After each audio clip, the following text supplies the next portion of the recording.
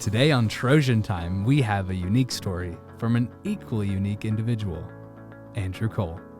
We're going to take a little journey around the world. Andrew, it's so nice to have you here with us on good to be here. This lovely Thursday.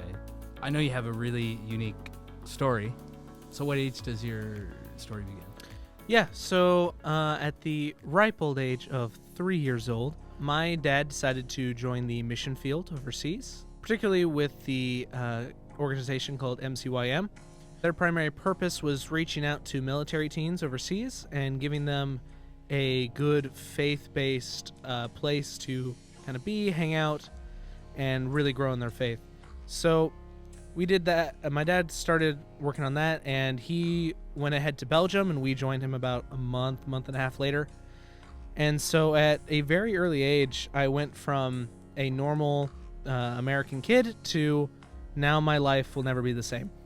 I wasn't just going to be an American kid, I was going to be a multicultural individual. And so we were in Belgium for about just nearly 4 years before my dad got called in to move to Germany, because he was really good at kind of revamping and jump-starting youth ministries. And so they needed help in Germany, and so he said, all right, let's go. And so hopped on another plane, flew to Germany, which granted wasn't a long flight. It's like an hour. Because, fun fact, for those who've not been to Europe, you can put Texas over the vast majority of Europe. So to kind of put that in perspective for you. So we were in Germany for just shy of 3 years. We were really good at our and a halves. Belgium was about 3.5 years, Germany 2.5, and then when I get to Japan, about 1.5 years. So we were in Germany for about 2.5 years in the Heidelberg area.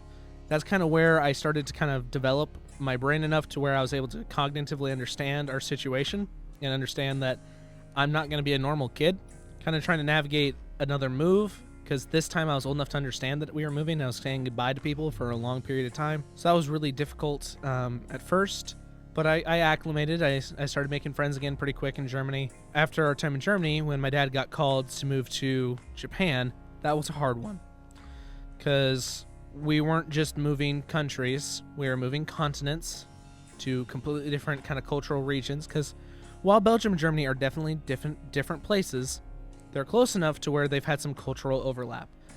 And so, I mean, that's like state to state, like Iowa and Missouri, they bump, they're going to be kind of similar. Not going to be the exact same, but they've got a lot of similarities. But then you look at something like Iowa to New York, or Missouri to New York, vastly different, same general kind of culture, but still different. Trying to then jump from Europe to Asia was hugely different because, for one, they use the character system. They don't have the normal lettering system that we're used to here in the western side of the world. And so going there, it was like going to a different planet.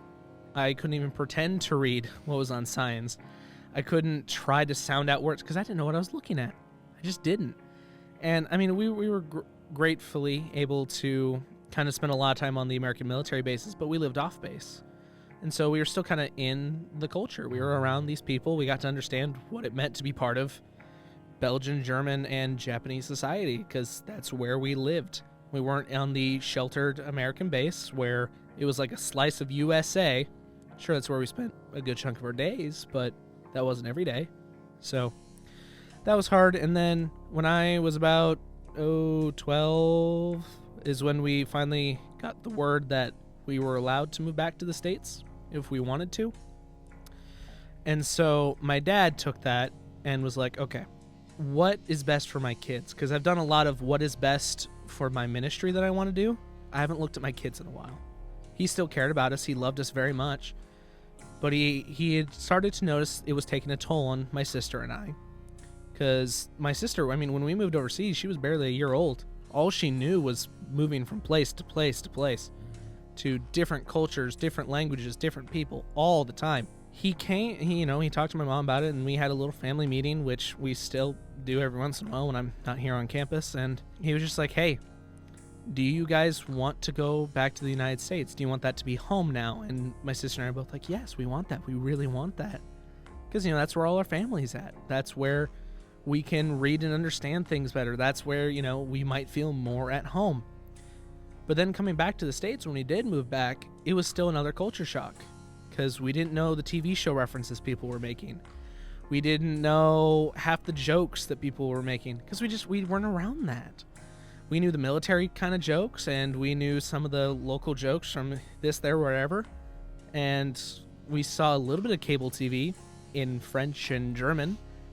And so it was what was popular over there. So it was another huge culture shock, and I once again felt like I was from somewhere else. And so that really weird distinction of what is my identity? Am I an American? Am I not? Was really hard for me to navigate for a while, but I think overall it gave me a really unique kind of perspective on the world, because I know that people do things differently in different places. And so kind of growing up in that way of knowing that people aren't always going to fit in a box, I think was a really cool experience for me as a kid. So, sorry, I got to rambling there. No, it is fine.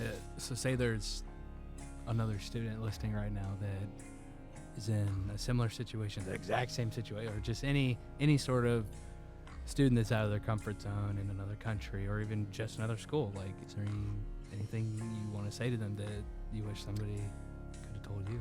Yeah, so if you find yourself as like a third culture kid, as they tend to be referred to, where you've grown up in several different places and you're trying to find a way to feel like you belong in a new place, the best thing you can do is not hole up in one spot. Because that was hard for me. I'm an introvert by nature. I've learned how to pretend to be extroverted, but at heart, I'm an introvert who wants to be by himself in my room, not socializing. And it took me a long time for me to finally get out of my shell and really start socializing with people, especially when we got back to the States. Because I was just convinced I'm just going to be different, and that's all it's ever going to be.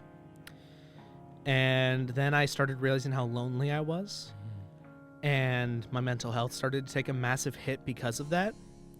And so it was probably until almost my senior year of high school before I finally was able to kick myself enough to go, no, enough is enough. I'm about to graduate. I'm never going to see a lot of these people again. I need to get out of my room. I need to start socializing. My life cannot be school, work, sleep. That cannot be my life. And so I started being more intentional. I started trying to hang out with people more. And that really helped me a lot because I wasn't feeling alone anymore.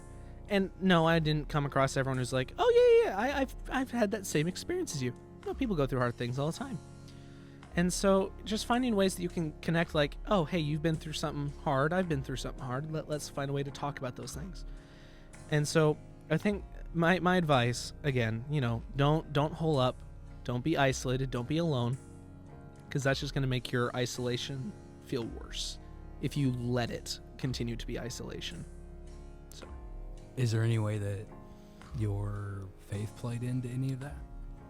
Absolutely. Yeah. Can you? I mean, obviously it plays a role in everything, but is there a moment that stands out? Like, whether you were stateside, was there a moment where you just felt really thankful for? Yeah. So, again, always kind of growing up in that household where, your dad's a pastor. Like, God was always part of my life. That was never something I had to question of, is there a God or something like that, which I really, try not to take for granted all the time, because that's not everyone's situation. A lot of people grow up in households where that is not the case, and they have to struggle with those kinds of questions. Is there a God? Is there a God that loves me? Is there a God that wants to take care of me? And so I think that major tipping point for me, because I gave my life to Christ at a very young age, even when I didn't really quite know what that meant, which is a story for another day. But finding what God meant to me was huge, because, it wasn't like, oh, I needed a God to help me get out of drugs. I needed a God to help me get out of alcohol. I needed a God to get me out of, sex and rock and roll, whatever. It wasn't anything like that. It was a situation where I needed a God to be my anchor, because I needed a constant. Okay. Like, I had my family, that was a constant, but I needed God to be my constant too, because nothing else really was, because moving from place to place to place, it gets lonely. And so having something like God, who loves you, cherishes you, holds you close, and realizing how important it is to recognize that and hold on to your faith, makes those moves a lot easier, because at the end of the day, he's got your back. Yeah. And so that's what always helped me quite a lot, even in my, kind of isolative mentality that I had for a while, especially when we got back to the States, where sure, I wasn't going out and talking to people, but I still had God. I was like, I got God, I'm good. Now, obviously, it helps to have other people to talk to as well, like local church, whatever. But just having that background in faith made the moves a lot easier because I knew I always had God at my back. Now's the tier list time. Okay. So, well, first of all, how many countries have you lived in? I've lived in 4 countries. I've been to a total of 14. Okay, so just a tier list of where you've been. That is difficult because, see, the problem is I always tend to forget a country or two that I've been to because it was a very quick, like maybe it's just a layover in that country. So it's easier to do one of places I've lived specifically, but if you want to count the ones I've been to, I can do that as well. Just strictly looking at the ones I've lived in to begin with. Every country has their own like unique and powerful sense of self. And so it's, again, hard to put things in a box. But if I had to, I would say purely on the grounds of the culture, the food, the people that I interacted with, Germany was probably one of my favorite places I've ever lived.